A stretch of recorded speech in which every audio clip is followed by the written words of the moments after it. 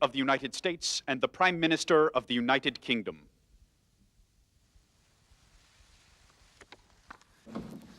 Saddam Hussein is not disarming. He is a danger to the world. He must disarm. And that's why I have constantly said, and the Prime Minister have constantly said, this issue will come to a head in a matter of weeks, not months. To see President Bush, and as he's just described to you, we had an excellent... Should the United Nations decide to pass a second resolution, it'd be welcomed if it is yet another signal that we're intent upon disarming Saddam Hussein. But 1441 gives us the authority to move without any second resolution. Something that you think it's worth spending time and energy trying. What is essential is that in every respect, in every way that we can, we mobilize international support and the international community in order to make sure that these twin threats that the world faces are dealt with. And I've no doubt at all that we can deal with them. But we should realize those two threats, terrorism, weapons of mass destruction, are not different. They're linked. The inspectors more time.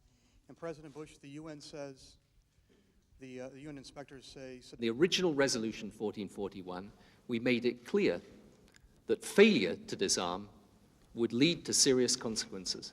So this is a test for the international community. It's not just a test for the United States or for Britain. It's a test for the international community too. And the judgment has to be, at the present time, that Saddam Hussein is not cooperating with the inspectors and therefore is in breach of the UN resolution. And that's why time is running out.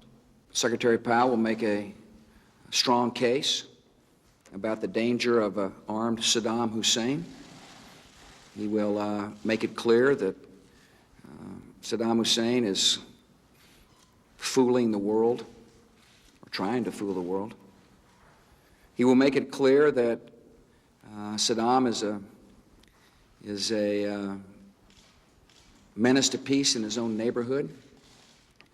And he will also talk about al-Qaeda links that really do portend a danger for America and for Great Britain, anybody else who loves freedom. As the Prime Minister says, the war on terror is not confined to just a shadowy terrorist network. Prior to September the 11th, we were discussing smart sanctions. We were trying to fashion a sanction regime that would make it more likely to be able to contain somebody like Saddam Hussein. After September the 11th, the doctrine of containment just doesn't hold any water as far as I'm concerned. I told you the strategic vision of our country shifted dramatically. And it shifted dramatically because we now recognize that oceans no longer protect us, that we're vulnerable to attack. And the worst form of attack could come from somebody acquiring weapons of mass destruction and using them on the American people. Or the worst kind of attack could come when somebody uses weapons of mass destruction on our friends in Great Britain. For 12 years he's played these games. And that's why it's so important to realize what the UN inspectors were put back in to do.